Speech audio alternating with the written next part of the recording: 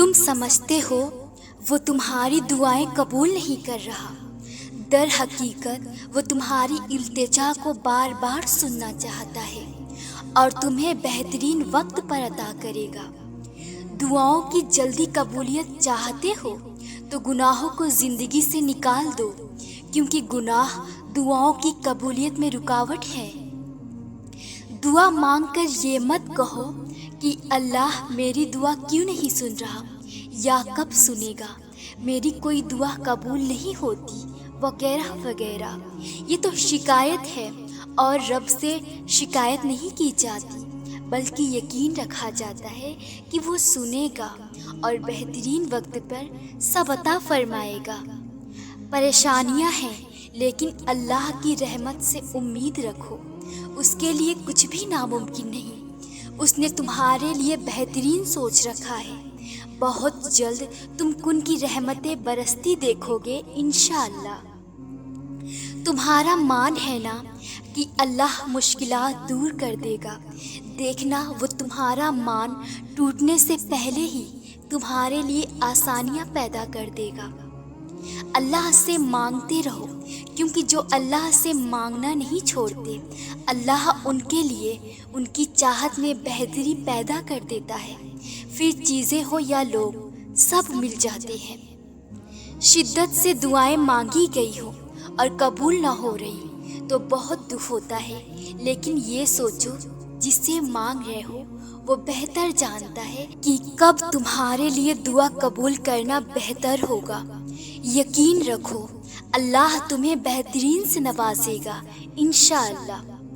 तुम्हारा मुसलसल एक ही दुआ करना लेकिन कबूलियत में देरी होना असल में इशारा है कि बेहतरीन वक्त पर अल्लाह कबूल कर लेगा।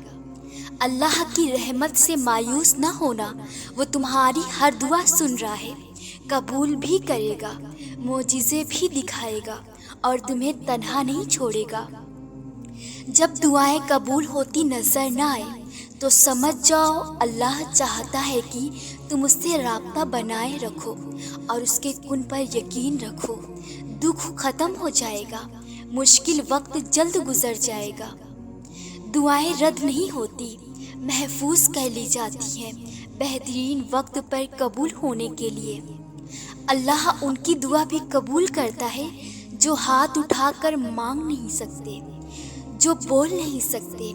आपके पास तो सब कुछ है, फिर दुखी क्यों होते हो?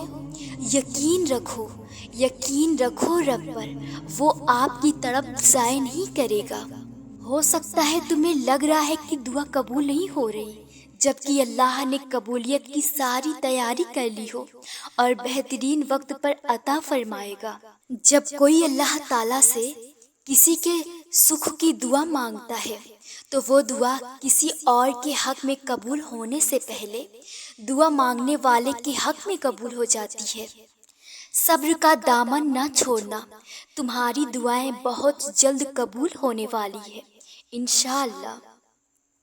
अपना मामला अल्लाह के सुपुर्द करके मुतमईन रहे, क्योंकि वो हमारे नामुमकिन काम पर कुन की कुदरत रखता है। तुम छोड़ दो सब अल्लाह पर, वो खैर का मामला करेगा। नसीब में कुछ खुशियाँ ऐसी लिखी होती हैं जो सिर्फ दुआ करने से ही मिलती है। तो गमों लोगों के तल्ख रवैयों से मत घबराओ, बस दुआ करो और फिर सब ठीक होता जाएगा। हो सकता है जो तुम मांग रहे हो वो चीज़ तुमसे बस एक दुआ दूर हो, तो मायूस मत हो, बस दुआ का सिलसिला जारी रखो। अल्लाह जल्द ही तुम्हारी चाहत को तुम्हारा मुकद्दर बना देगा। हो सकता है जहाँ पर उम्मीदें दम तोड़ती हो, उसी रास्ते पर कुन के मोजिज़े होने हो। अल्लाह फरमाता है, मेरा अल्लाह फरमाता है, मेरे बंदे मैं तुमसे प्यार करता हूँ। क्या कोई ऐसा भी है जो तुमसे मुझसे ज़्यादा प्यार करता हो? मुझ पर यकीन रखो, मैं तुम्हारा नसीब गलत नहीं लिख सकता। मैं तुम्हारी दुआएं भी सुन रहा हूँ और तड़प भी देख रहा हूँ। मुझ पर यकीन रखो, मैं तुम्हारी दुआ कबूल करूँगा। हमारी तड़प ही हमें लाती है अल्लाह की तरफ اور پھر اسی تڑپ کے بعد اللہ در کھولتا ہے معجزوں کے۔ معجزے چاہتے ہو نا تو صبر کا دامن کبھی مت چھوڑنا۔ جب اللہ کی محبت حاصل ہو جائے تب پورا جہاں کن فیکن سے جھوم اٹھتا ہے۔ یقیناً کوئی بڑا معجزہ ہے تمہارے لیے، اسی لیے اللہ نے اب تک انتظار سے تھکنے نہیں دیا تمہیں۔ بکھرنا تو لازم تھا، تم نے خدا کی دہلیز تک جو جانا تھا۔ ساری بات تڑپ کی ہے، وقت سارے قبولیت کے ہوتے ہیں۔ دعا میں اتنی طاقت تو ہوتی ہے، وہ لکھی ہوئی تقدیروں کو بھی بدل سکتی ہے۔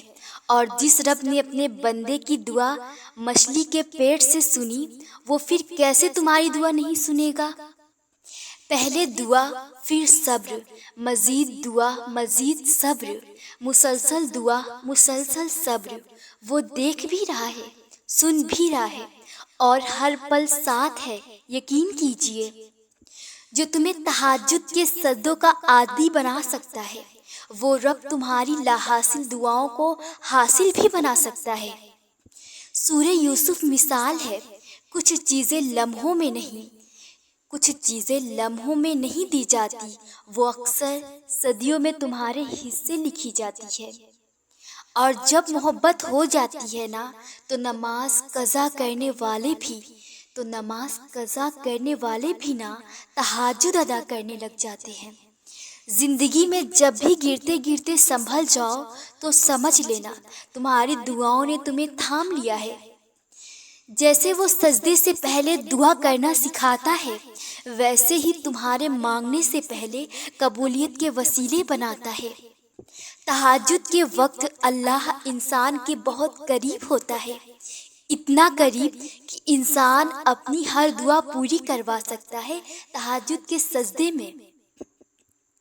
عین ممکن ہے تمہارا صبر تمہیں اس مقام تک لے جائے گا جہاں تم صرف سوچو اور تمہیں نواز دیا جائے گا۔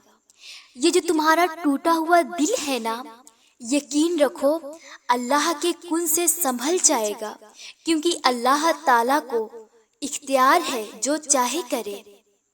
جب اداس دل ہو اور وجہ بھی سمجھ نہ آ رہی ہو، سورہ رحمان پڑھ لیا کرو، دل کو سکون آ جائے گا۔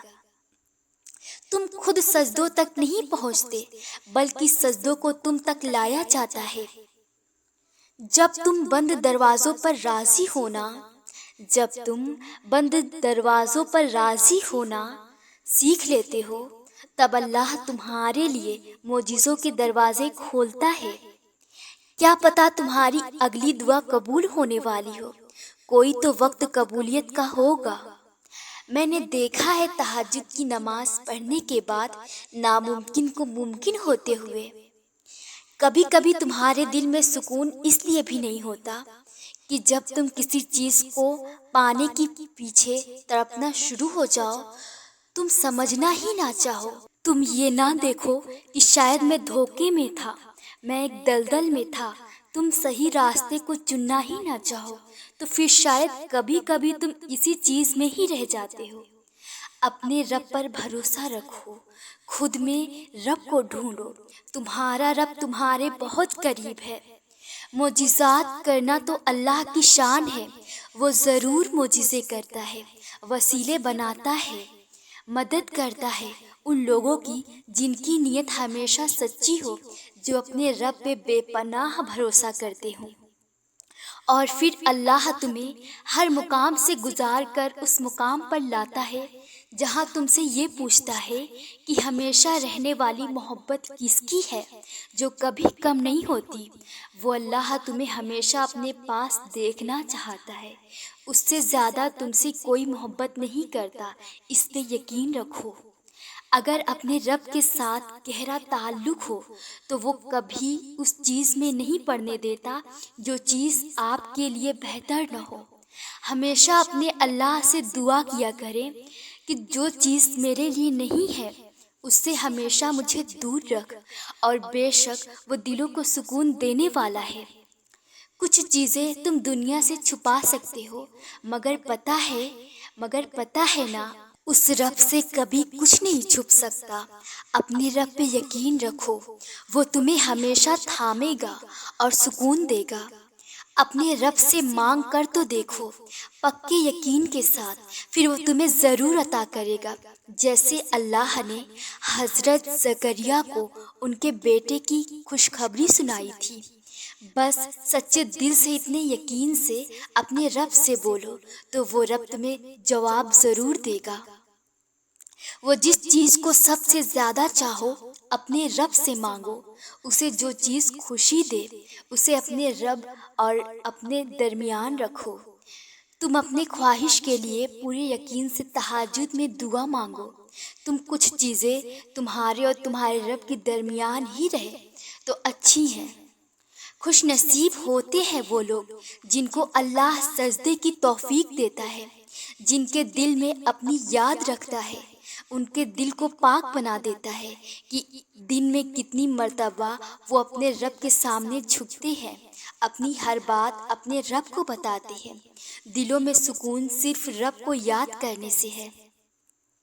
تم اپنے رب کو ہمیشہ ویسا پاؤ گے جیسا تم گمان کرتے ہو۔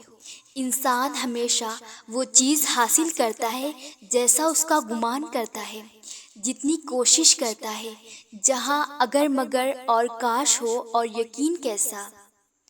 جہاں اپنے رب سے بات ہی نہ ہو، جہاں اپنے رب سے بات ہی نہ ہو، تمہارا رب ہمیشہ تمہارا منتظر ہوتا ہے، تمہارے انتظار میں کہ اپنے دل کی بات بتاؤ اس کو۔ تمہیں نہیں لگتا کہ اس کے لیے کچھ ناممکن ہے یا وہ کن نہیں کہہ سکتا؟ وہ تمہارا رب سب جانتا ہے۔